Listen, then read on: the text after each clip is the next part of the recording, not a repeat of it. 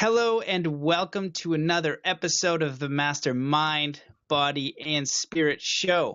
I am your host, Matt Belair. Today's guest has had 3 near-death experiences where she experienced what she calls the Marian Matrix and has been studying this geometry with an international team of scientists, physicists, and mathematicians for almost 20 years. She is igniting local movements that foster a global understanding of truth, unity through diversity. Her vision is to make a positive and enduring impression on everything and everyone we touch. Her values are health, financial success, meaningful fun, transparency, innovation, cooperation as conscious co-creation, coherence, generating measurable benefits for all, and freedom to evolve. Welcome to the show, Lynnclaire Dennish. Thanks, Matt. It's great to be here again and have technology working. Yeah, this is our second go. We had a podcast before, but we did. I think you were in Spain, right? You're in Spain that time? Yes. Yeah, I was home. Right, and now where are you? I'm in Copenhagen for the summer. It's escaping the heat on the Costa del Sol, celebrating green winter. It hasn't been above 20 degrees since I've been here, so it's pretty cold. Wow. Yeah. I think you travel just as much as I do. I would really like to take my carbon footprint clown shoes off one of these days. Yeah, we'll see how that works. Yeah, so right.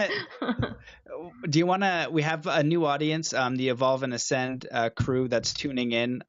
They're probably new to your work. What you're doing is really fascinating. We had a really fascinating chat last time, but I'd love to just reintroduce to how you got to where you are today, because even when I was listening to it, there was blips that I was missing, and it's such a fascinating story. And then the integration and all the research you've done since those experiences, and it's all very fascinating. So do you want to just get everybody up to speed?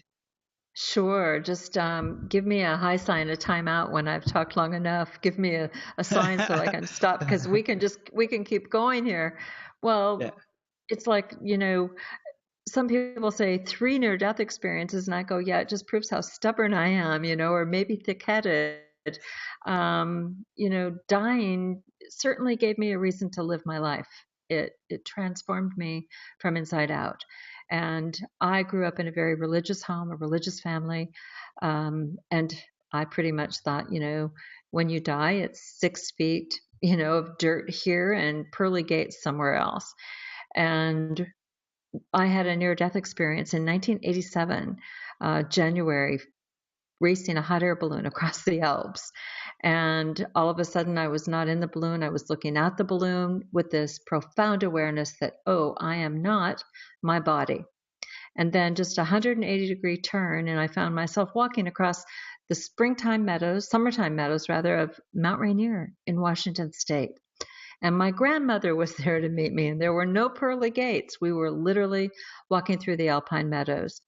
And, many what you might call classical near-death experience reports, I had similar, but actually quite different, in a different order. I'm not going to go into the story, but the bottom line is I made an ascent. Well, I thought I was going to the top of Mount Rainier.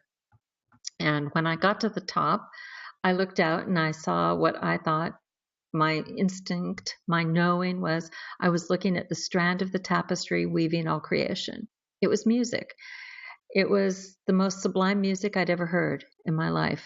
And I came back, and when I could eventually talk, I said, I saw the strand of the tapestry weaving all creation. It's space, it's time, it's light, it's what matter is, it's how matter moves. And because it's love, it's the only thing that matters. And dying really changed my life. It's there's no simple way to try to explain it. I mean, just even talking about it now, it's like it's right now. It's not like it's 30 years ago. How can you have an experience that changes your life forever? So I made a promise. I don't know to whom. or to what, but that I would remember.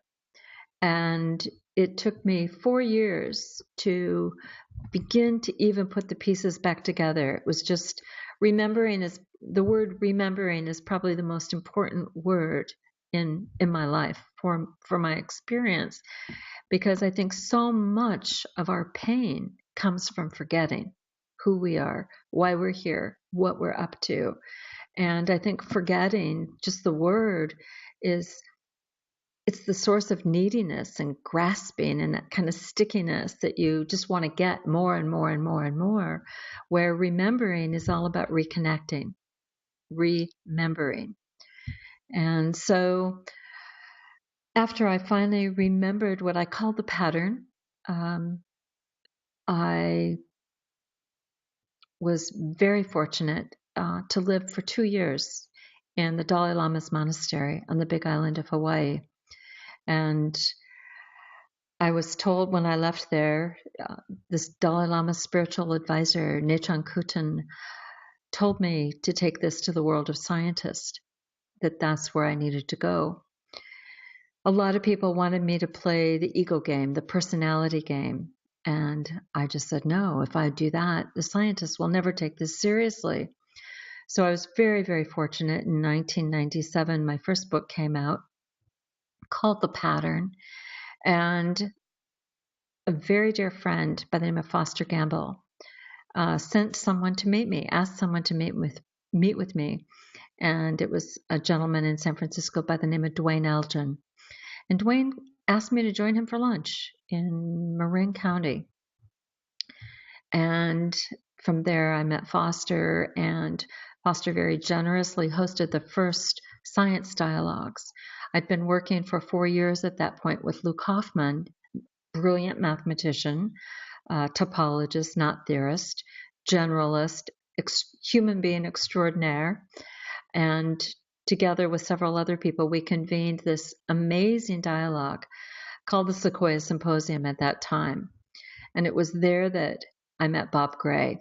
Bob Gray is probably my greatest hero. Bob Gray is a geometer. He was a protege of Buckminster Fuller. And anyone who knows about geometry, sacred geometry, knows all about Bucky's work. And Bob Gray was the first person that says, I don't think this will ever work. I don't think the geometry you're describing will work. And I said, wonderful. I don't need anyone to prove it works. I need you to do the scientific thing, do your scientific method, and prove it doesn't work. Because if it doesn't work, that means I can go home. And home, I didn't mean down the street. That's the hard part.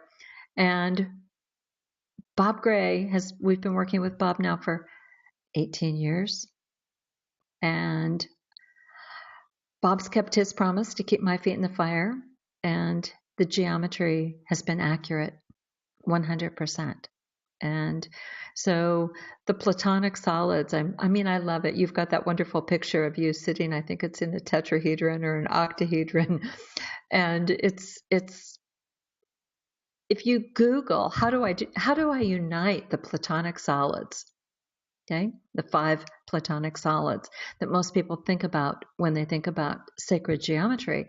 I say, well, you've got to put Kepler in there, the Kepler solids, because the 7 fundamental building blocks of our universe that make you who you are, that make all of us who we are is that sacred geometry. It's that set of 7. Well, the Marian Matrix not only unites the Platonic solids and the Kepler solids, not just once, but twice. And actually, if you consider how the topology of the knot creates it, how that connection, it weaves everything together, and it shows you how they're arranged and in order. So what this matrix is showing us, and our new book is coming out. I love the new title. It'll be out with World Scientific. We're on these crazy deadlines. I hate the term deadlines because, they'll kill you if you let them.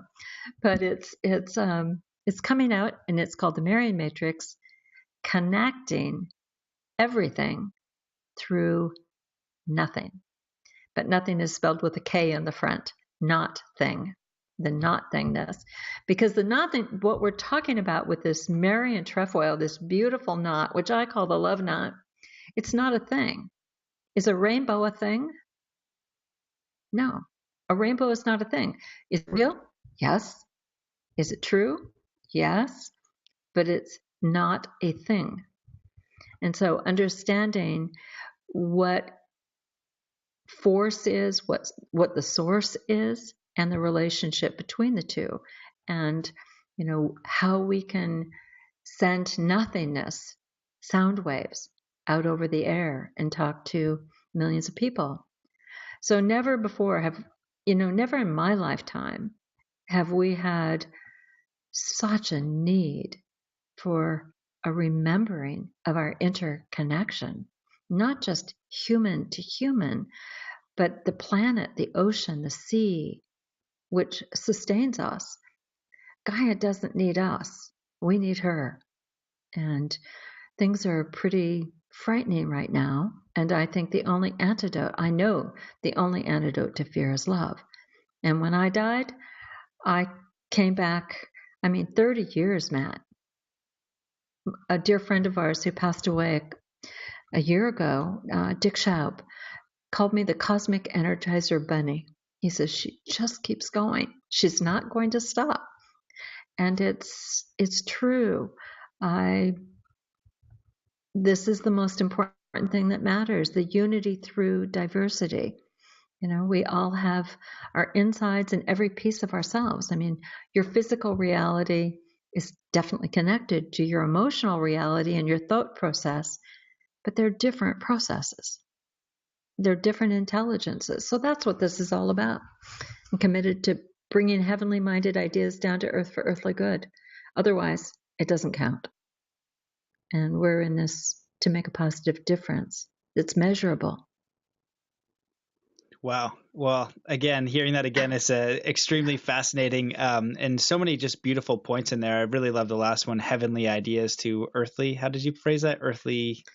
Oh, I've said this for so long. It feels like it's sort of a mantra for me. If we don't bring our heavenly minded ideas down to earth for earthly good, so what? Mm-hmm. It doesn't matter. Go write love and peace on the rocks. Mm-hmm.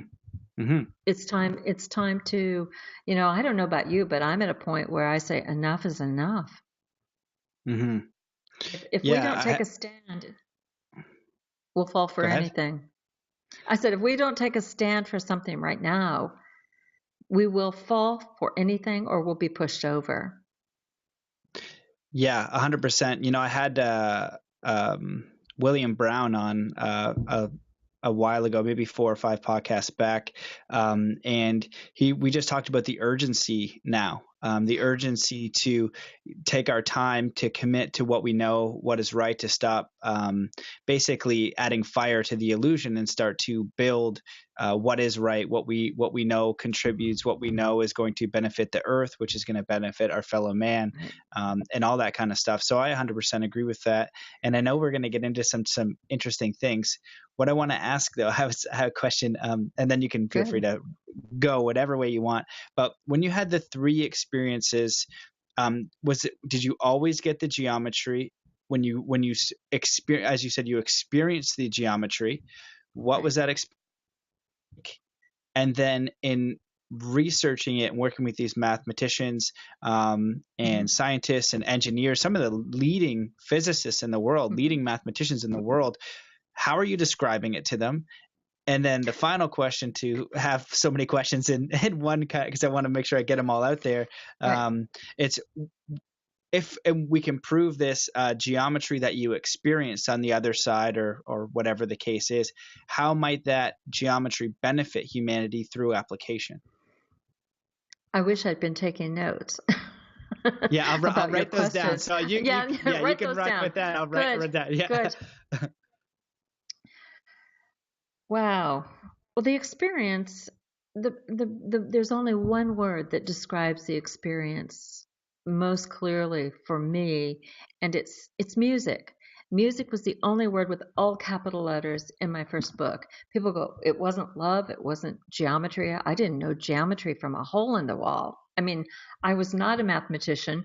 I got dropped into the deep end. Just learning to speak about geometry with scientists was very intimidating. I remain very grateful for amazing, wonderful teachers. Sound changes you. Sound has an effect on us. We all know what it's like when someone speaks to us in anger, what that does to your body, what it does to your emotions, what it does to your mind, what it does to your spirit. It destroys us. The first three experiences, the first were 3 weeks apart. The first was January 15th, 1987. And like I said, I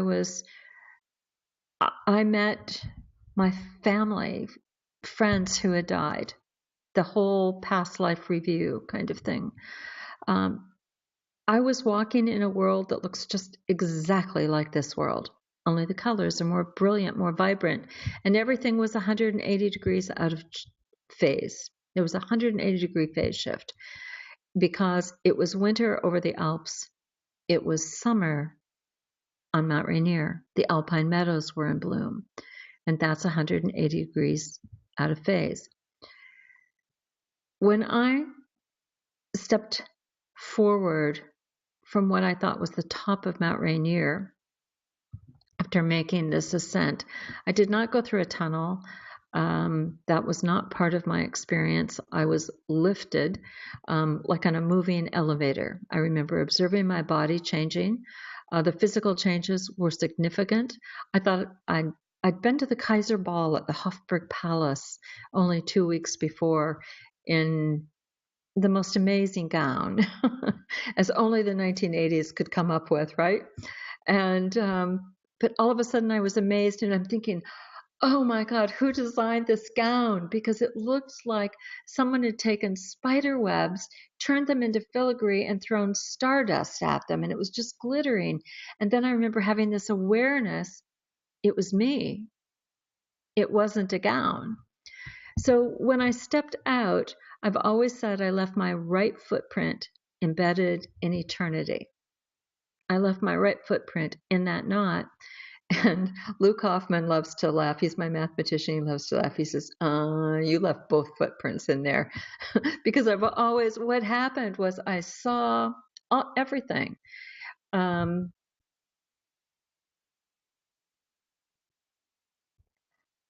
word awful for me is AWE-FULL.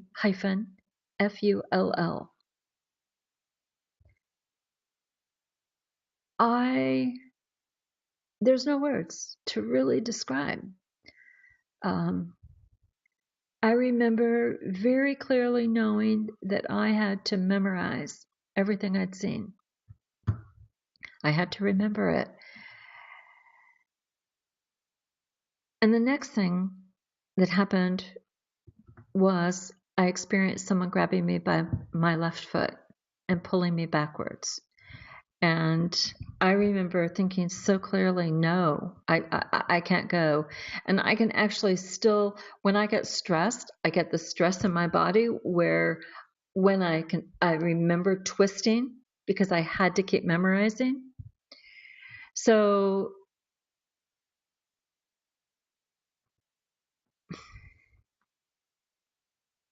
frustrated, feeling inadequate, not feeling good enough, not feeling smart enough, knowing that my life had changed forever, that nothing made sense anymore.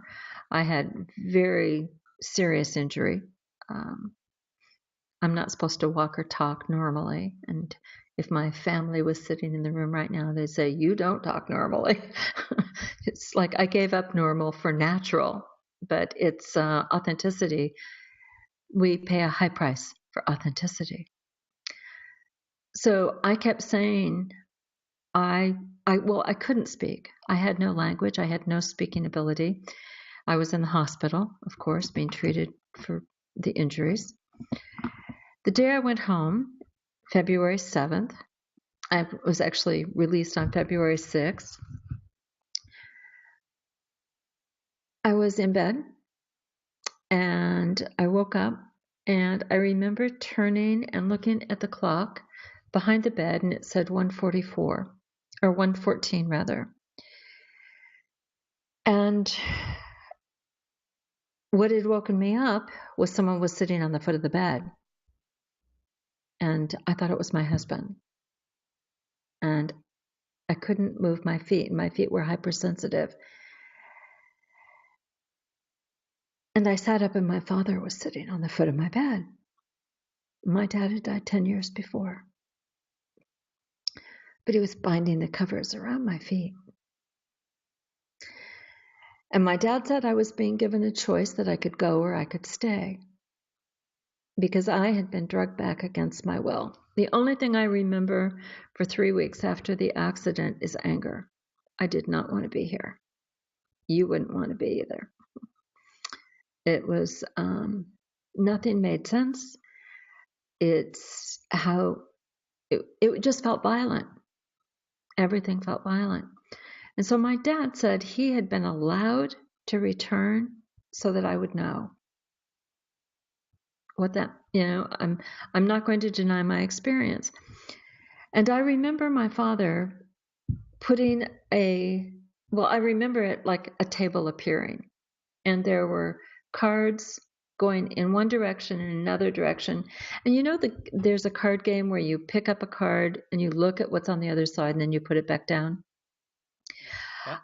There were 81 cards. It was 9 across and 9 down, and I was allowed to look at every single card. But then I had to put it back down, and the minute I put it down, gone. I had no memory of it. But I had to agree to everything I saw. And then I had to decide, will I go or will I stay? And I decided to stay for 3 reasons. 1, the presence. 2, the pattern. And 3, the children. And I was so excited, Matt. And I got out. My dad said goodbye, told me he loved me, and he was gone. I got out of bed. I couldn't walk. My balance was seriously impaired. And I got halfway down the hallway going to look for my partner when I knew I was dying. And I said no. And the next thing I know, it was interesting to me because you said you were going to Egypt when we talked before the show. The next thing I know, I was I was flat on my back in stone. It was hard. It was cold. I could touch the side and I could touch the back. And I've had a lifelong fear of all things Egyptian. My partner he was passionate about all things Egypt. And when we got married, they all went into storage. I wouldn't have them in the house. I was terrified. After my near-death experience, people would hear this story and then they would give me all these pictures and things from Egypt, and I just couldn't even have it anywhere near me because my fear was so great. But here I am, all of a sudden I'm in a stone box. And I'm laying there and I'm thinking, but I said, no, I've got to get back. And so my task in that near-death experience and I knew I was in Egypt, irrational, I say non-rational. How do I get back? And I thought, I have to get out of my body, to get out of this box, to get back into my body. How do you do that? You stop being afraid. And the minute I surrendered to fear, I experienced light coming towards me, going over my shoulder, and all I did was roll and turn, and all of a sudden I'm on the floor of the bathroom, surrounded by paramedics. I'm dead. They're pronouncing me dead. And they're moving me to the ambulance. And I'm thinking, you guys are in for a big surprise because I'm not dead. So I didn't see any geometry except for God blessed box. And I remember exactly where I was in the ambulance when I re-entered my body, feet first, through the top of my head. And I opened my eyes and I looked at the paramedic. I wish I'd had the presence of mind to say boo, but I said hi. And it was quite a shock for everybody. And because they were bringing me in, I was a physician's wife coming in DOA, anticipated dead on arrival. And I'd just been released from the hospital. So there was no geometry. The third near-death experience. Fast forward, 2001, February 2nd, 2001. I was on the island of Bornholm, out in the middle of the Baltic Sea, where I had been invited by a very well-known group of individuals who have been looking at all of the geometry, the sacred geometry around Europe, that starts at Rennes-le-Château, all the cathedral geometry that ends, it points to a place out in the Baltic called Christiansø, north of Bornholm. And there's 3 round churches. They're Tauruses. One's feminine, one's masculine. On the island, they're quite astonishing. And I had an experience. I couldn't sleep. And the next morning, I got up without going into a lot of detail. I was standing at the top of a ladder, about 3-meter ladder, talking with my family. They'd just come out. I still can. It's like right now, as I'm talking about it, it's happening. I'm watching Peter brush his teeth. I'm seeing Yuta standing in the doorway, and the next thing that happened, and if they were sitting here in the room, they'd say it happened. I was inverted. All of a sudden, I'm talking, and I can't do a flip standing still, or even if I was running, I probably couldn't do a flip. And all of a sudden, I'm heading headfirst down that ladder. My feet in the air, my head going straight down towards a 1 cubic meter stone floor. And I couldn't catch myself. And I get to the hospital, and the doctors tell me that I've broken my neck at C5. All kinds of things are going on. It's not a good picture. There's a huge storm raging. And I'm thinking, okay, what's going on? And had an experience on the table, had a healing on the table where I knew I was being healed, energy pouring in. And Peter McNair, who's a chief physician here in Denmark, came in. I said, I need to talk to Peter right now because they were getting ready to drill holes in my head. You know, when your neck is broken, they put this halo thing around your head because they had a helicopter coming from Copenhagen. And I said, you have to tell them they don't need to drill holes in my head. I've got enough. Because I've had a healing. And Peter just stared me down. He said, are you sure? And I said, yes. So he had them do the MRI again. They thought I was crazy. But in fact, it was healed. They actually put me through twice, did an MRI and CAT scans. And 3 days later, I was on a plane heading to San Francisco. And because of the geometry, because I needed to talk to Bob and to Lou and the others. 6 weeks after the accident, however, I was sitting right here in this room, the very room where I am right now, when all of a sudden I'm sitting, relaxing, and I thought of freight train, if you've ever had a panic attack. But this was not a panic attack. During that fall, I had knocked my adrenal glands off my kidney, and no one knew it. And wound up in the hospital, and they decided to do a spinal tap. They thought I was having a brain hemorrhage, and the doctor, for some reason, had me sit up for the spinal tap, and I have very low blood pressure, so it was against protocol. So I remember clear as a bell, the nurse in front of me, a Korean nurse named Linda, and I'm saying, Linda, you might want to catch me, I'm dying. And I did. I died. I coded on the table, and I saw geometry. And I remember very, very clearly everything that happened. All of a sudden, I was flying backwards, and I started counting because I've trained my brain to count because numbers are so important. And 3, 4, 5, 6, 7, 8, turn. walked it down a hallway. It was square. All of a sudden, the hallway began to move and it turned into a circle. And I came to the end of it and I'm watching and I'm seeing this pattern, a triangular pattern. And I'm seeing energy fall into these pink clouds and I'm watching this. And then all of a sudden, I'm watching it change. And I'm thinking, oh my God, I've got to be sure to tell Bob Gray that's a rhombic dodecahedron.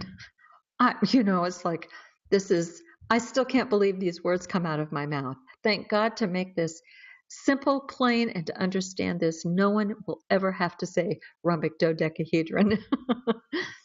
And all of a sudden, I was swimming for the surface. I remember swimming and swimming and swimming for the surface through this green water.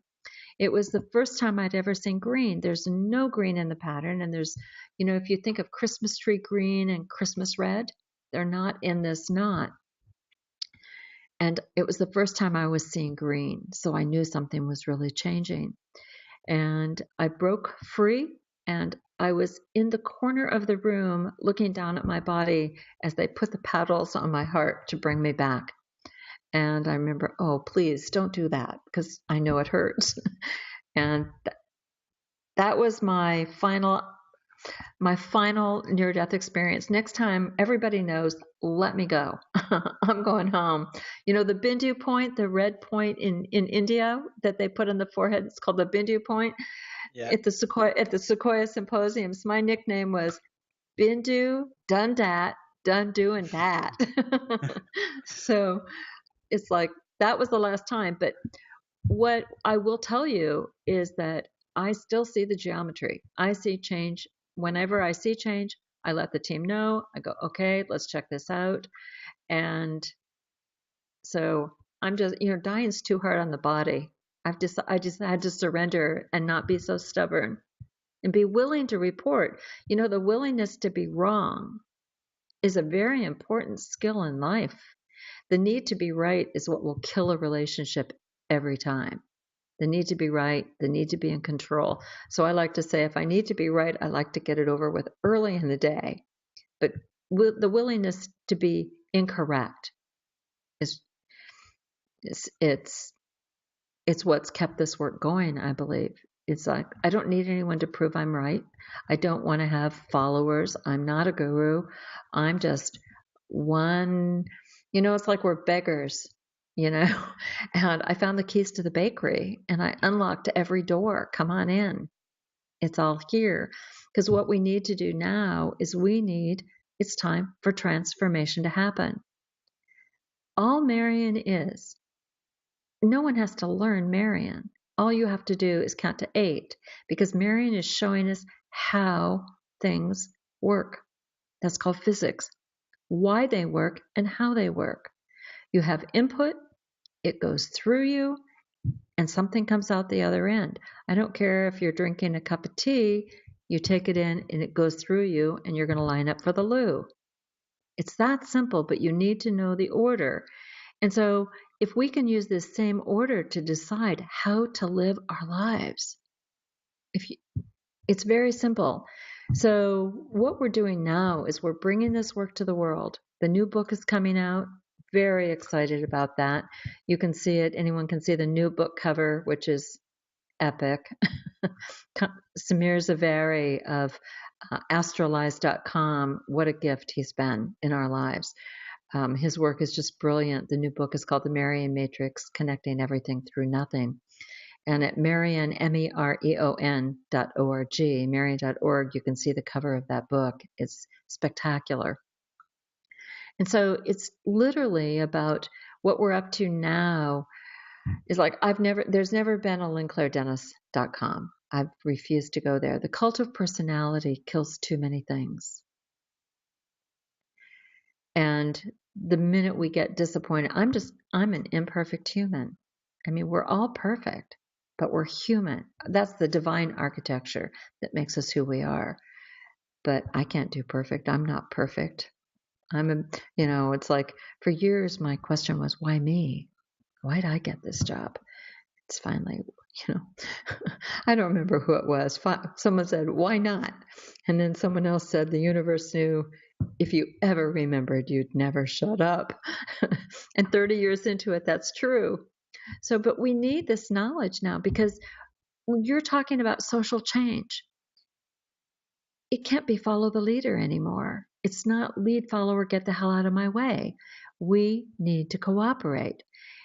But you can only cooperate if you know who you are, if you know what your competences are, if you know how to communicate, if you know how to lighten up. I was talking with someone today. It was my Danish mother's 90th birthday party. And I was talking with friends who she's just has this passion. She has this almost nightmare scenario that she needs to plant trees. The earth is in trouble, but we're in trouble. But, if just one person goes out and plants trees, yes, that's effective maybe in her backyard or in her garden. But how can we come together and work as one? If you haven't discovered your own universe, how can we save this world? Now, it's hubris to think that we're going to save the world. Okay? We have to save ourselves. What can you change? Matt, the only thing you can change is you. The only thing I can change is me. So we're looking at this process. So, this has been the hardest thing I've ever done. I have to be very, very honest. Everybody keeps saying, Lynnclaire, you've got to start speaking about this. You've got to take it from the academic, from the scientific, and do what you've been talking about. Bring it down to earth for earthly good. I started 14 years ago with that because why did I come back? The presence, the pattern, the children. So the children, I thought, if a 5-year-old can get it, maybe grown-ups can get it. So I developed belonging. I applied the principles of the matrix, how growth, it's just how do you grow something? You take a seed, a possibility, you put it in dirt. If you plant it appropriately and you give it water and it gets sunlight and it has space to put down its roots, it sends up a shoot, it bears fruit. If you let the fruit mature, you can feed the world. I just walked you through the logic of the Marian Matrix in that sentence. Pure and simple. So if a 5-year-old can get it, maybe we can get it. But if you don't know who you are, how can you cooperate? How can you work together? It's like I always say, a one-man band. Being an entrepreneur is wonderful, but they usually have to have bookkeepers and accountants and lawyers. They have to have people helping them, so they don't do it all on their own. But if this is music, this is harmony. No one-man band has ever played Carnegie Hall that I know of, or La Scala, or the KKL in Lucerne, Switzerland. It takes all of us. It takes all of our voices to come together. And that's a learned process. And most of us have not learned to cooperate. And that's what this work is about. So we have just recently, it's been, oh my God, it's been like pulling teeth. We've opened Lynnclarity.love. And it's Lynn, and there's a lot of pun going on in there because Lynn is Danish for lightning. And clarity is awareness. And love is what it's all about. That's what we're here for. That's who we are. But we need to bring it down to earth and do it in a tangible, logical, reasonable way. So what I'm passionate about is the science of non-duality, where science and spirit come together, where we have a rising of conscience. Where is conscience going on when people take a car and drive into a group of people? The immorality, the lack of consciousness, the lack of conscience is terrifying to me. And ignorance is when we ignore what we know. When conscience wakes up and conscious awareness keeps shaking us, resonating, vibrating us, to ignore it keeps us from being at play in the universal field of consciousness. Because I believe we are creation discovering ourselves, and we are at a place in our human evolution. Humans are the only ones who are not in harmony with nature. We are so habituated to normal that we have forgotten what it is to be natural. Wow. Well, that was a lot. That was I'm so good, sorry. though. No, it was wonderful. I like it because I can just kind of sit back and listen and just kind of tee you up for just a sentence. And Well, you teed me up with about 5 questions. I know. It's exactly what I wanted. It was great. Well, man, like Good. 20 years of research and 3 incredible experiences. It's interesting because it comes from the root of it is from say supernatural experience, from another side. The only way that I can but relate to that. wait. Let's just call it natural. Why do we Mm, call it supernatural? Why do we have to minimize or maximize? Let's just mm, call it for what it is. We all have this where too many people are looking for supernatural. They're looking for the connection. And in the science, what we've demonstrated, we have evidence and it's been replicated. It will come out in the new book. We've worked with a wonderful man who invented a great technology called the cymoscope, John Stuart Reed. And the prime frequency for the Marian Matrix is less than 8 hertz. It's a theta brainwave. When someone meditates, you go into a theta state. The minute you pop out of theta into alpha, you have an aha experience. So every time you've had an aha experience, you've just popped out of theta.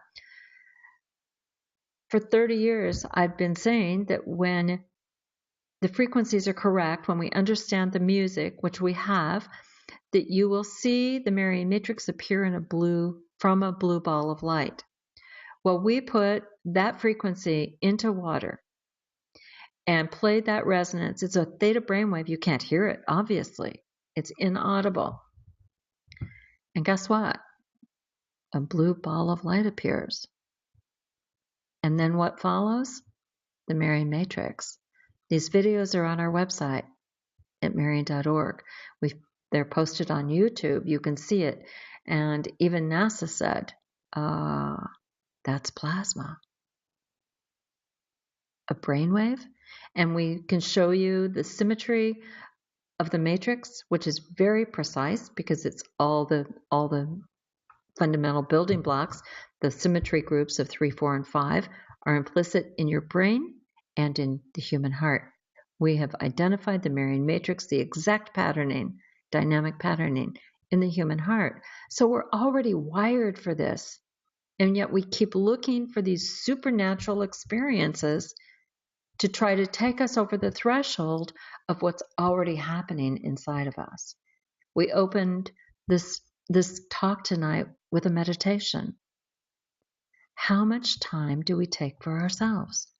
What's possible if we just dialed inside before we try to go outside all the time, looking for something else? What is possible in the power of remembering?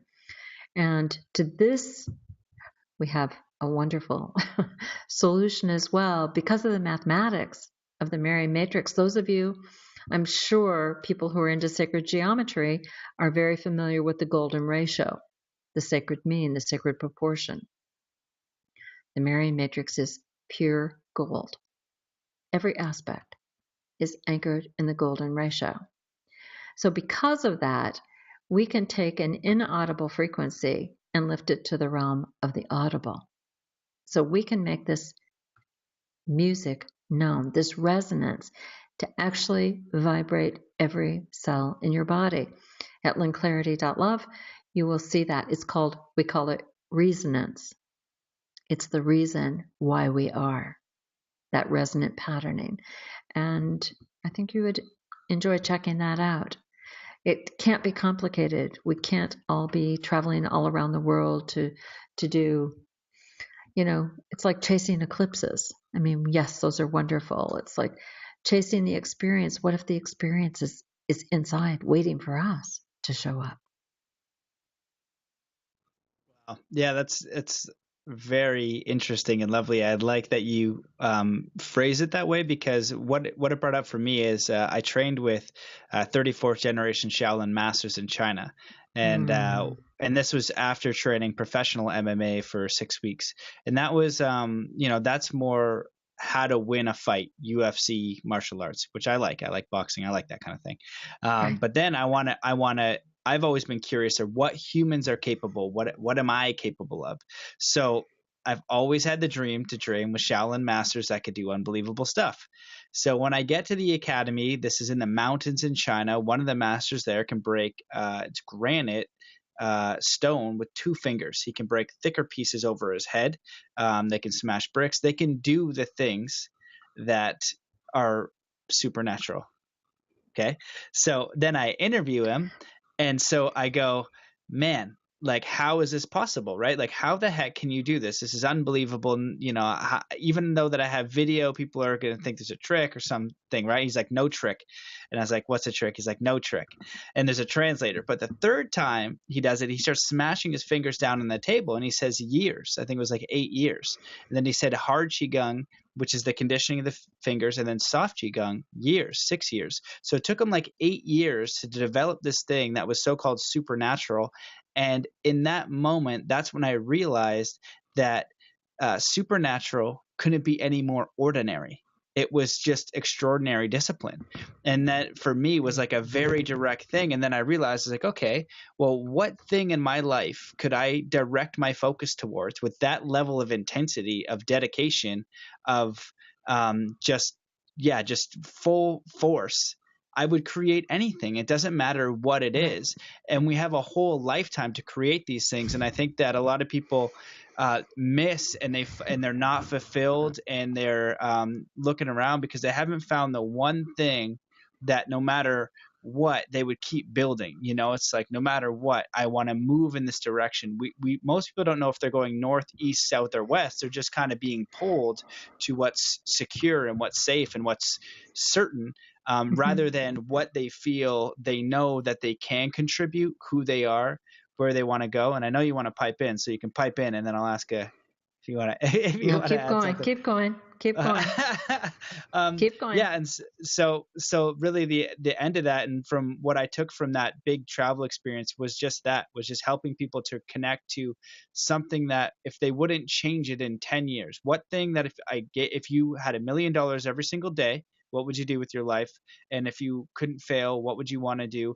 Because we have a lifetime to do this. And I think that that's why we're here, is because we're systems busters. We need to create something else, because obviously we're on a dying world that doesn't make any sense. If you look at it, it's like something is, well, obviously, like a lot of stuff's really messed up. Mm-hmm. We got to really rebuild these solutions. And as you said, if we can start to team up and do these things, but it takes a lot of courage, because you got to eject from what's easier, what's normal. Like you said, the price for authenticity and integrity is high. It is. So that was it. And so, you can comment on that if you'd like, and then we can move into, what in that book of yours, or from all the scientific study, all your research, everything, what message do you want to get out? I know that you're going to be in Sedona in a few days or a few weeks doing an epic 2-day workshop. End of October. Okay. Oh, end of October. Okay, cool. Yeah. So, maybe you can describe some of the things that you're doing there, or what is it that you want to empower people with, or the world with this research? It drills down to exactly what you've been saying. For 30 years, I didn't live my life. I lived the life everybody wanted me to live. I lived to please others. I was conditioned to, what does God want me to do? What does God want from my life? What will please my father? What will please my mother? I was living the life that everybody else wanted me to live. I had what other people wanted me to have. I didn't have what other people didn't want me to have. It was, like I said, dying was a stunning wake-up call. We keep looking for the extraordinary outside of ourselves. In Sedona, we're going to be doing a workshop that I call Discovering Your Universe. Your universe. You. Y-O-U. Universe. Because it's time that we find, I've called it for years, the fountain of you, not the fountain of youth, the fountain of you. If you can identify your source, the challenge is what you were talking about. Discipline. What is discipline? Discipline is another word for remembering. If you break your discipline, you've forgotten. Your master in China, who says soft or hard, takes 8 years, it takes 6 years. What is he remembering? What is the title of the book? Connecting everything through nothing. Right now, the chair you're sitting on is holding you up. But that chair is not a thing. It's a vibrating mass of atoms. How come we keep turning nothing, our connection to all that is, to everything that is, into something? And the minute we start connecting, start making that connection into thingness, we wind up being janitors. We wind up being custodians. We wind up building things that are going to fall down, things that break. We don't know how to build anything sustainable because we don't know how to build ourselves. We don't know how we're built. We haven't remembered that. The beautiful thing about what we're dealing with this matrix is discovering your universe. This workshop, guess who it's about? It's all about you. You're not bringing your mother to this workshop. You're not bringing your father to this workshop. You are bringing God because you are God. You are the divine. So you are bringing the divine to this space, which you are going to co-create with other people who are not coming to look at you, to see what you're wearing, to check out the car that you're driving. You're coming there for one reason. You say, I'm tired of doing it the hard way. I'm tired of repeating the same mistakes over and over and over again. You know, that was Einstein's definition of insanity, is doing the same thing over and over again and expecting a different result. Well, guess what? I love the word insanity because I like to turn it into inner sanity. Insanity. Sanity is inside of us, but you have to go inside to find it. So we have a very simple habit. It's 7 questions that if you repeat that pattern, guess what? You will transform the quality of your life. I don't have your answer. I just know the questions to ask. There's only 7. Of course, we can drill that down to about 5,000. The question that you have to ask and answer, because what works for you, Matt, isn't going to work for me, but what works for you and what works for me works in exactly the same way. What do you want to grow? If you want to flow, you better learn how to grow, because flow and growth are the key to sustainability. And if you don't discover your universe, if you don't discover who you are, why you're here, what your purpose is, when you know who you are, guess what? Your purpose arises naturally. But we keep getting it asked backwards. Okay? We want to have a job. We want to be important. We want to have, and we don't know who the hell we are. So let's get real. Let's get this changed. So discovering your universe is a prerequisite for the next course. And the next course is called Real Relationship. Real Relationship. And it's the key to relationship, which is what everyone wants. I don't know anyone who doesn't want to be loved, but I know a whole lot of people who don't think they're lovable, who don't think they're deserving of love. And yet, and these are the same people who are buying into the bullshit that it's better to give than to receive. Because if you're not willing to receive and you're only giving and you're physically, emotionally, mentally, financially, spiritually bankrupt all the time, what are you giving? You're giving nothing with no K in the front. You're giving absolutely nothing. And it's the key to, it's the way to burn out. fast. And we have a planet that's burning up. So if we want to cool off, we need to realize we can have it all, but we can't do it all at once. And we can't do it alone. So discovering your universe is the most important thing. Getting ready for the future, the belonging projects, belonging.life is our website, our project there. Very exciting things going on. I'll be speaking at Cambridge University in a couple of weeks to educators. I'm going to be in Budapest for a week in September, speaking with educators from all around the world about this project, about what we're up to there, because, we want your children, your children's children to have a future. And it's up to us. And I'm joining that wisdom council now. I've been doing this for 30 years, as you say, working with top scientists. And they're all taking the gloves off and they're going, it's now or never. If it's not us, it's no one. And so it's time to live without fear. And that means to live from love. And that means discovering who you are. So we're going to be setting up workshops, events, anywhere and everywhere we can. But most importantly is we want to cooperate with other people who are already doing workshops. Because look at the work that you do. Imagine if you could take, I'll tell you a story. I had a therapist take a course that I taught a couple of years ago.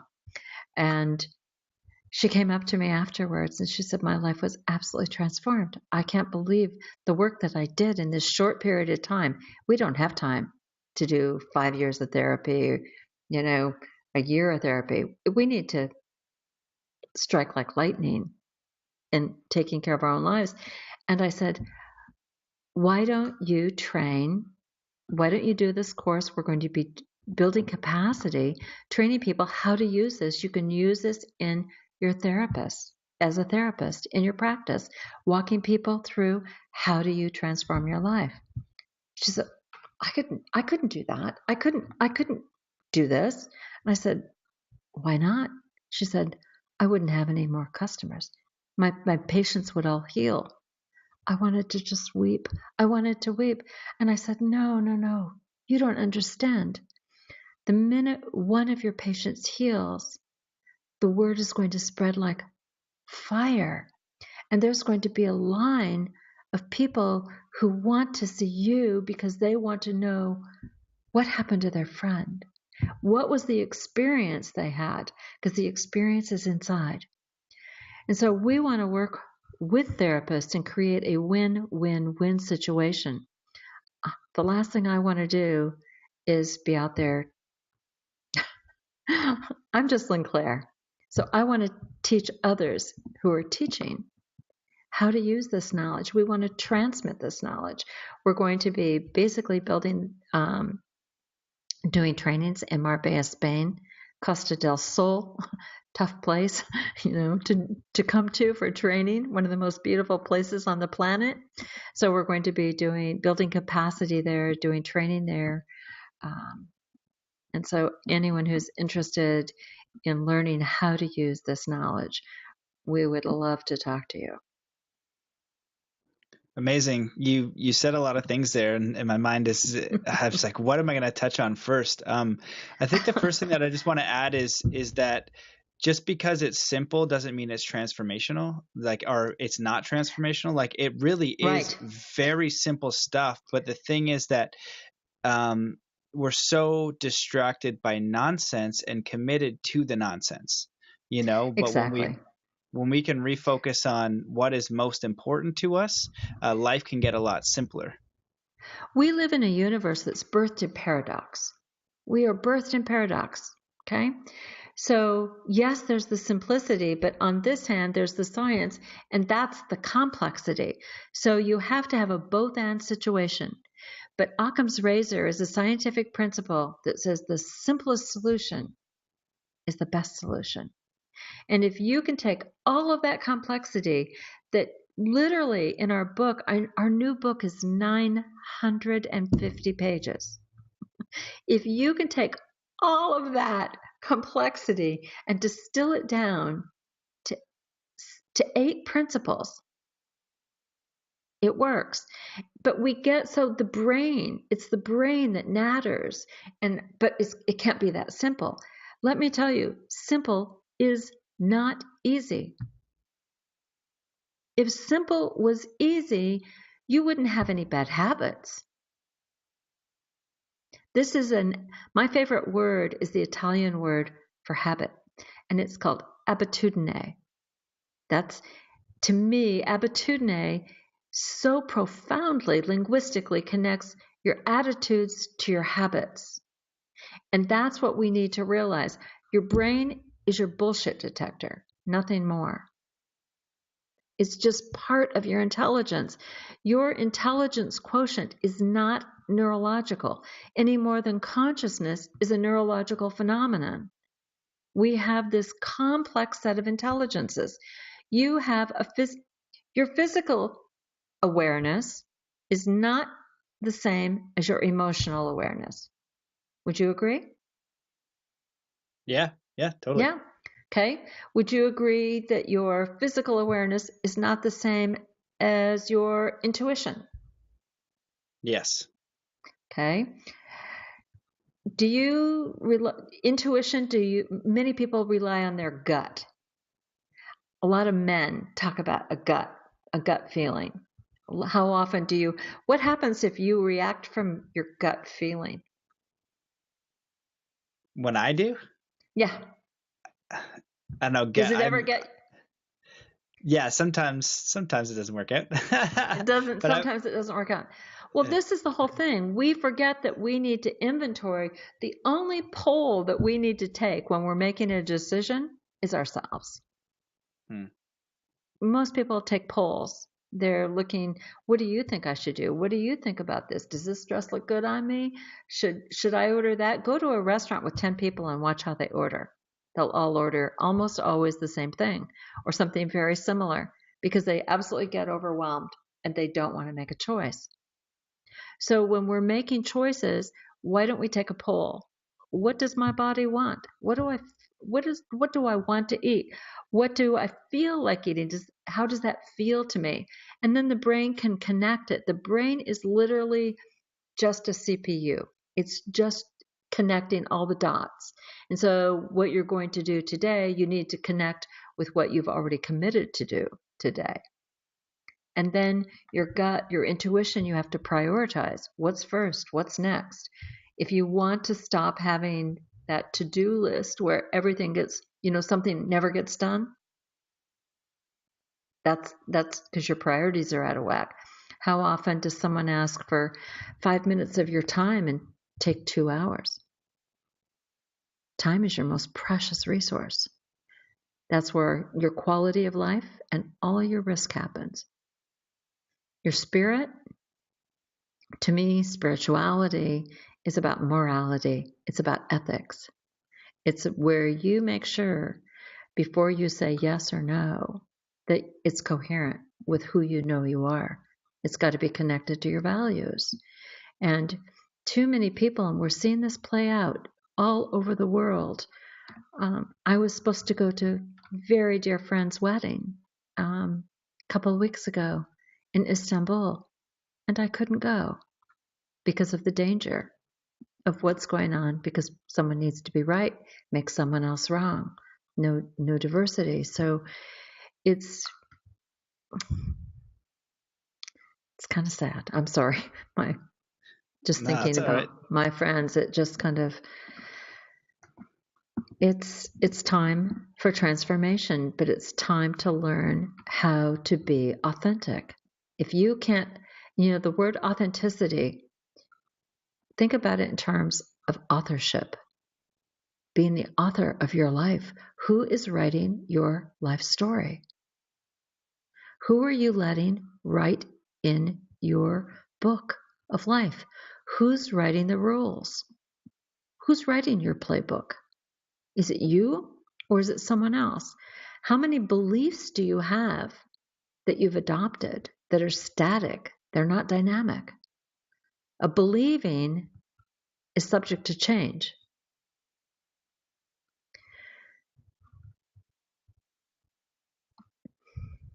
I'm passionate about what I'm up to. Clearly, I could keep going on and on. I've been up since 7 o'clock and it's now approaching midnight here, and I've been at a party all day.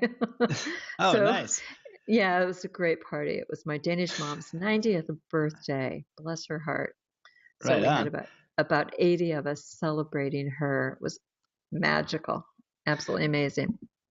Well, So, what I think you're touching on is super important. You know, when you were talking about, I wasn't sure originally if you meant if you're going to switch gut to heart, but one of the fundamental differences for me and you know, some of the male counterparts, because I've lived a little bit of a different life, more travel, more pursuits. You know, when the things didn't work out, something else, like there's this fundamental difference that I like to tell people is like the universe is either uh, not on your side or always on your side. But if you can think of every single experience as the highest good for you, this is going to allow you to transform and keep going. And so for me, you know, that authenticity is, I put it in like my heart. So it's just like, what is my feeling? Do I feel like I should do this? right. So I'm consistently making logical or illogical choices that are dumb. And I'm currently making another one when I'm going to go to Symbiosis and Burning Man, because I have a lot of other stuff to sort out. Like logically, if you knew my personal situation, very dumb.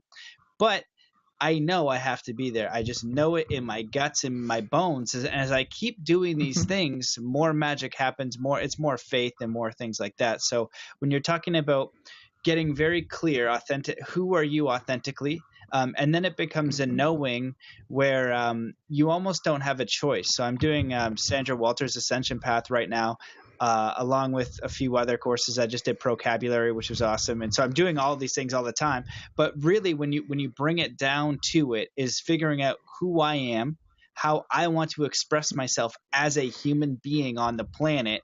And that ultimately gives me a very passionate drive to serve others. So it becomes hand in hand. It becomes wanting to help and liberate other freedom when you do it for yourself. So I think that your work is extremely incredible. And so I want to ask though, because you didn't touch on them, and I don't know, but can you tell us what the 8 principles are real quick, and the 7? Absolutely. Absolutely. Because I want to know what those are. Okay. Let's take your decision. Okay. Yeah. You want to you can do a thought experiment, but I want you to take the one that you just talked about. Okay. Sure. You have a possibility. So the possibility is Symbiosis and Burning Man. Okay. So, so we're going to, that's the possibility. So that's our number 1. So Matt, how do you feel about that physically? What does your body say about that? Does your body say, yeah, okay. Okay. Check that. That's a yes. That's a big yes. Okay. Yep. Next. When you think about your values, what you stand for in life, what you're willing to live for, not what you're willing to die for, what you're willing to live for. Okay. How do you feel about that? How do you feel about Symbiosis and Burning Man? Is it coherent? 100%. Yep. 100%. Cool. So that's a yes. Okay.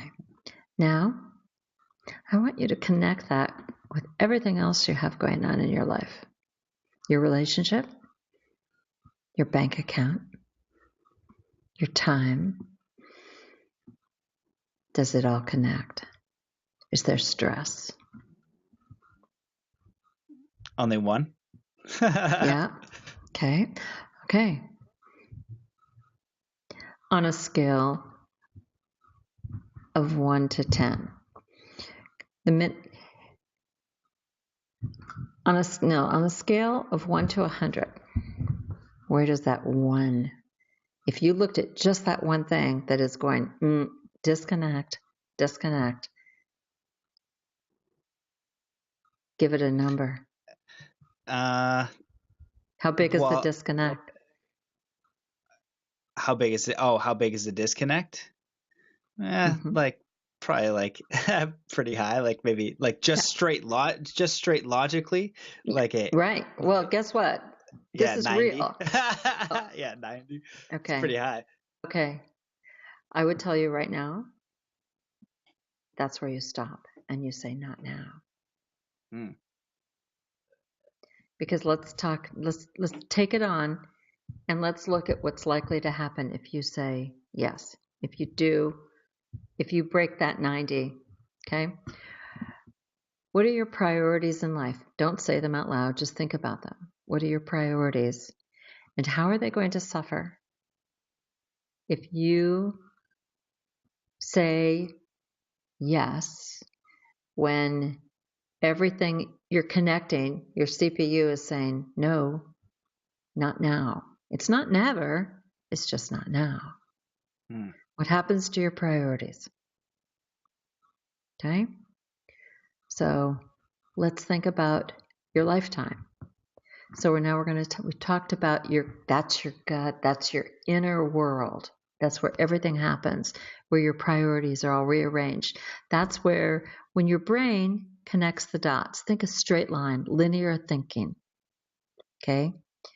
If you engage in stinking thinking, things are going to go sideways.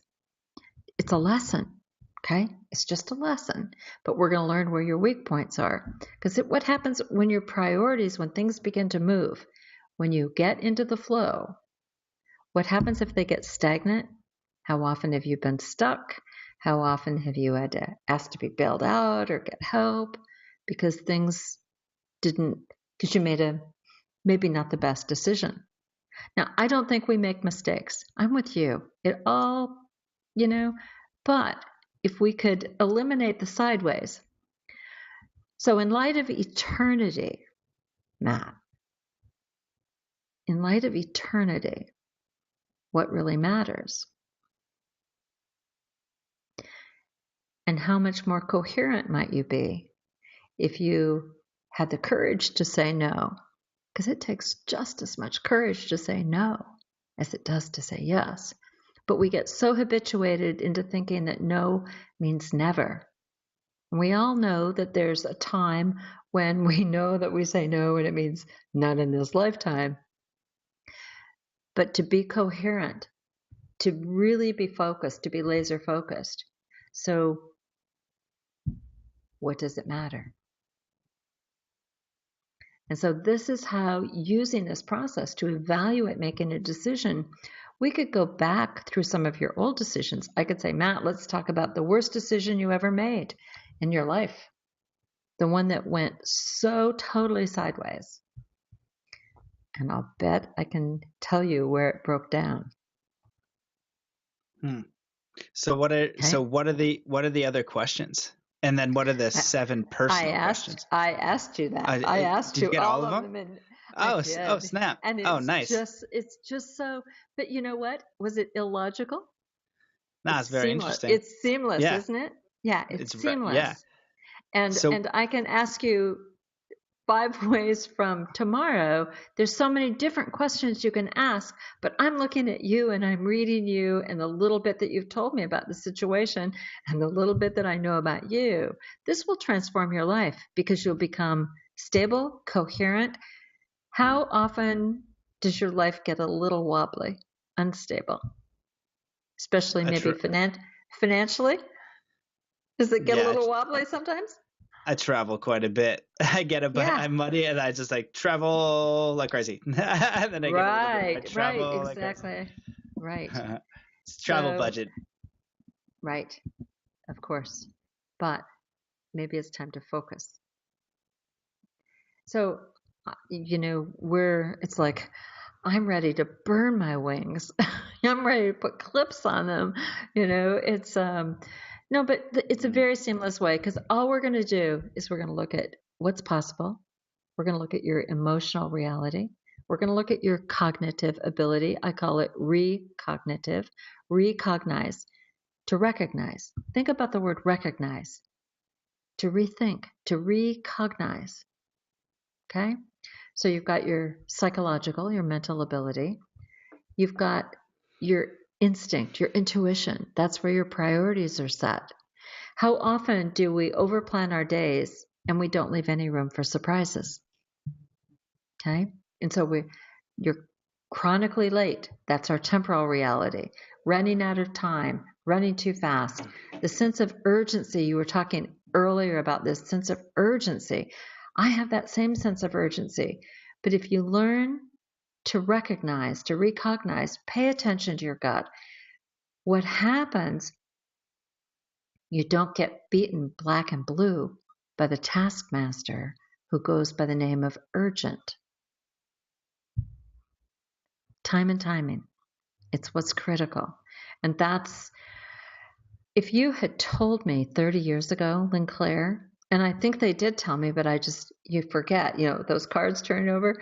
If you told me it was going to take 30 years to get to this point, oh, Matt, I would have left a long time ago. I just, it's a good thing. One of the existential lies for me is this notion that your thoughts create your reality. Well, if my thoughts created my reality, I'd be dead or in prison because, I've often thought, I just want to go home. I'm tired of this bullshit, or you think, that son of a bitch, I could kill him. We've all had those thoughts. But my thoughts, I think a thought is absolutely divine. It's those aha moments that come when we go into that place of meditation, and it doesn't take long. And when we go in and we let that divine piece of ourselves speak to us and speak for us, miracles happen. And it's time, for sure. That's beautiful. 100% agree. It's going to be, I think the planet is very interesting if you look at everything that's going on. We continuously touch on the fact that we must change our inner world. We must change our own realities first. Right. However that is. And for me, I think you touched on this before, but it is coming back to love. I think I think the lowest vibration is fear. The highest is love. And you cannot live in both vibrations at the same time. And the one thing I was going to point out last time was, one of the things that I think that in the conscious world, in the new earth, and what we have the ability to create right now, in that recognizing, there is no competition. There is only family. Yeah. There's only one global family. And if we can start to think and act and live and love this way, we do have the ability to change it right now, overnight. But it takes people actually integrating it and doing it. Doing it. And this is all I'm giving is the how recipe. How? Consider the physical, the emotional, which wraps around your values. Recognize. Look at your inner world, your inner space where you prioritize everything. Look at your time and then vouchsafe it with your coherence. Make sure that your walk matches your talk. So by saying no, not now, not at this time, my walk is going to match my talk without conflict. And it's just a habit. It comes back to that habitudine. If we can change a habit, if we can make this a habit, we can transform. We can change, but we have to do it together. We have to do it through relationship, because I think that's actually what you're chasing with your travel experience. It's not the experience of anything other than relationship, because that's how we get to know who we are. We discover ourselves, and then we go out and we discover someone who will push up against us, or someone who will walk beside us, that's how we discover ourselves, through relationship. We are built for relationship. And yet we have forgotten that unity occurs through diversity. We're not the same. And yet we are the same. We're humans. We are members, as you said, of the same family. And it's time to come together. The sad thing now is we are allowing religion to separate us. Do you know that the word religion and not, and yoga and yoke, Jesus said, my yoke is easy, the burden is light. Well, then they show a picture of two oxen with a harness over them. That's the yoke. I think what he was saying is the yoke, that which connects us, is easy. The burden is light, literally, not weight, light. It is light. The yoke is sound. The burden is light. There is no burden. We are trapped light, and it's time for us to free ourselves. No one can free you except yourself. And how you continue to discover yourself is through relationship. And that's a relationship from inside out. And for a lot of people, it sounds backwards until they go into the experience. And that's what we're creating through the workshops. It's not a brain drain.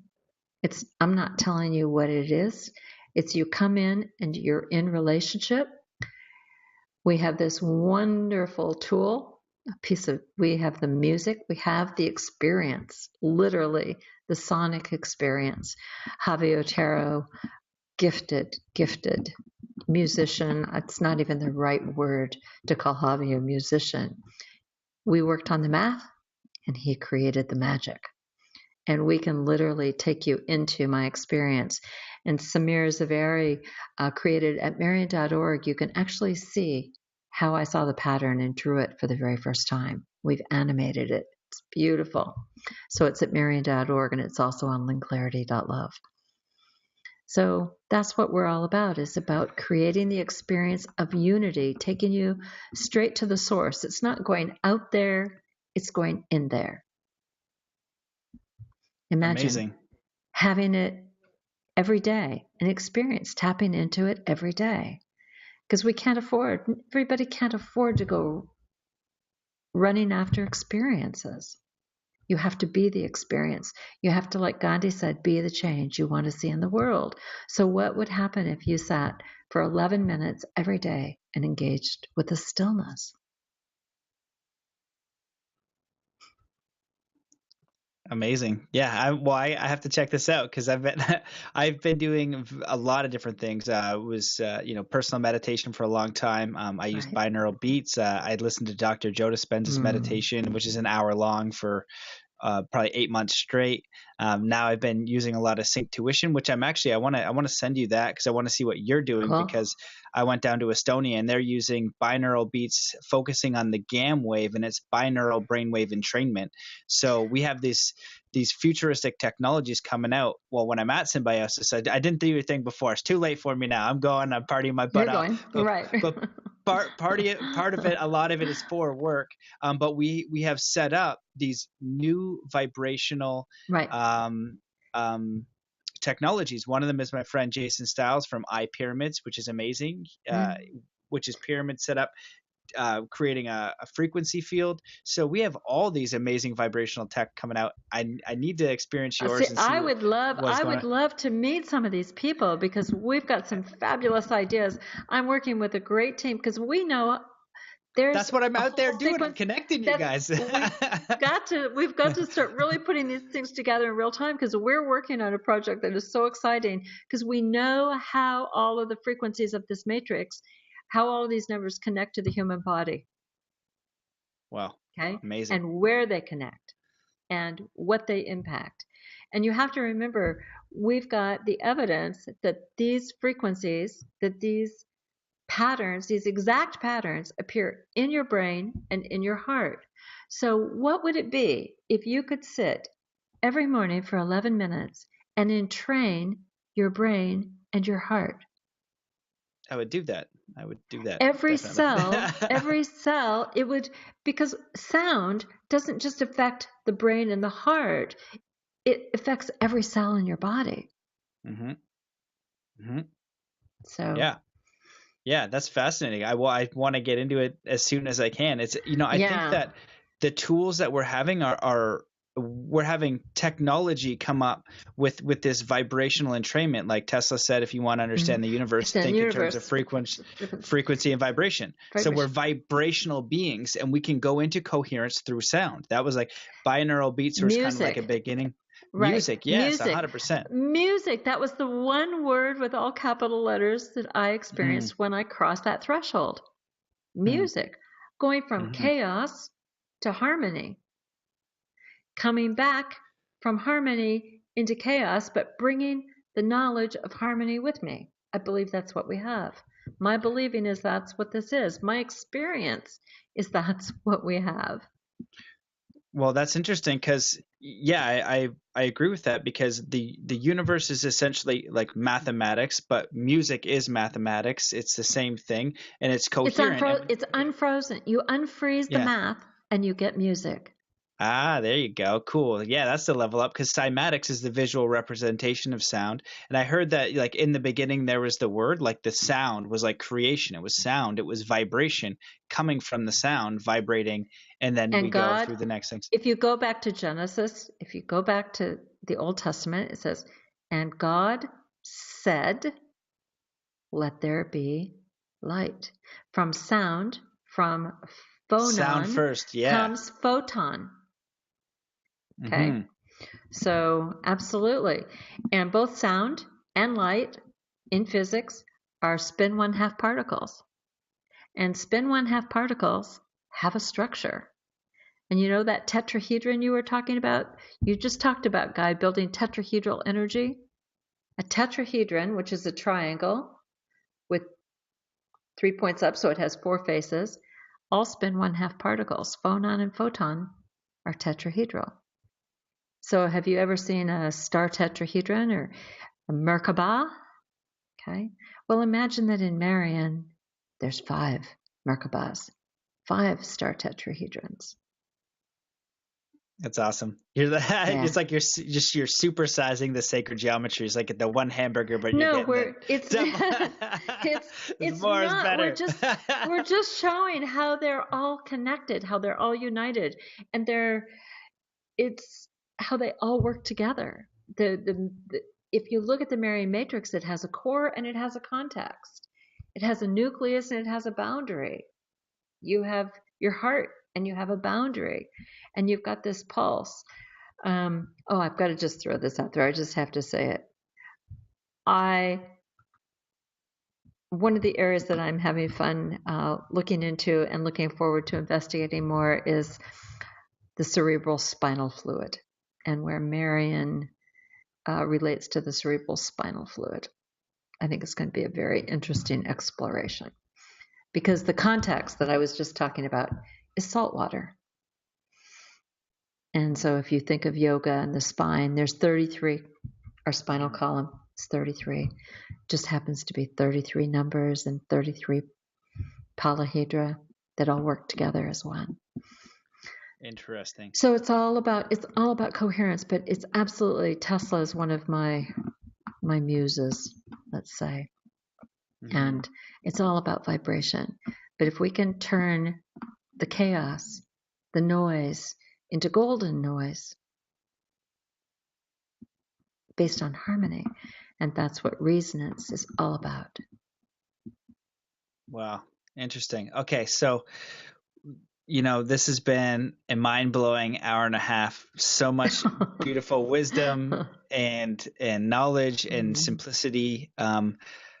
What I wanted to ask before we close out is just where can people start if they want to learn more about your process? Can they get the book? Can you go online? And you've adapted your site pretty quick. You can download the audios, start listening to those. Do you have trainings? Yes. How do we start? If we want to get into it right now, how do we get it? Contact us you can go to lynnclarity.love. That's CLARITY, not my name. It's fast, clarity, love. Let's get there quickly. Or Marion.org. You can reach me there. You can also reach me through belonging.life, the education project. And like I said, Sedona is our first event. I'm speaking Cambridge, speaking in Budapest, talking with some people about some other events. But we're looking to cooperate. I don't want to take anybody's work away from them. So many people have been doing such good work. But it's like, sometimes someone says, oh, it really worked for me. And then other people say it didn't work for me at all. Well, what if we could make it so that we understand how it works and we can put the pieces together? And so we can increase everyone's efficacy, everyone's effectiveness, start cooperating. I'm just tired of I want to save the world. I want to feed the children. I want to take care of how many groups are feeding the children? What if we cooperated? It would be magical. So I'm easily found at ldennis@marion.org, Lynnclaire at belonging.life. They all get to me, and I look forward to talking to anyone. We'll set things up. Win-win. Anyone who sets up workshops, sets up events, let's make it so everybody benefits. I'm not in this to make money. Everything we're doing through linkclarity.love is benefiting belonging.life, which is for the kids, the education project for the children. It's if it works for a 5-year-old, we should be able to learn, unlearn, and relearn. That's what it's about. It's about making a positive difference, making our lives count. This is, my friend Davey says, this is your life, live it up. Let's not waste it. Let's live it up. Let's make it count. Let's make it measurable. When what's meaningful becomes measurable, magic happens. That's synchronicity, being in the flow, evidence of being in the flow. Awesome. That's what's up. Beautiful. Well, thank you so much. Go ahead. No, this has just been so much fun. We always have such a good time talking. It's so great. Yeah. Well, this is the second time coming back. I'm sure there'll be a third and probably a fourth. I just want to say thank you from coming back from the other side multiple times. It's interesting. I have a ninja friend of mine who's been on the podcast, and I've heard a couple people have really extraordinary near death or something similar, but I've only know 2 other people that had the choice to come back. And they have very interesting knowledge. These people are like ninjas, man. And you are a ninja, and thank you for coming back and choosing to come back and serve. And the one person I'm thinking of in particular had a choice to come back and serve and be of service to all things or stay. And she chose to come back, and she's doing that, and she's kicking all kinds of butt and doing so much good. So we need people like you, and anyone can be like you instantly through choice to serve. We need all of us. And waking up, the most important thing to remember about being of service is it's so time for us to address our issues of worthiness and deserving. Because if you don't know you deserve, you can't serve. And it's really important that we start to make those connections, because it's all about forgiveness. It's about remembering. No more forgetting, because forgiveness and forgetting are symbiotic twins. So it's time to remember, to reconnect. Matt, thanks. It's been great. My absolute pleasure once again. Okay. Thank you so much for coming on. I'll be in touch. So I'm going to email you after this, and just thank you everybody for watching. We hope that was super entertaining and beneficial. We'll see you later. Good. Ciao.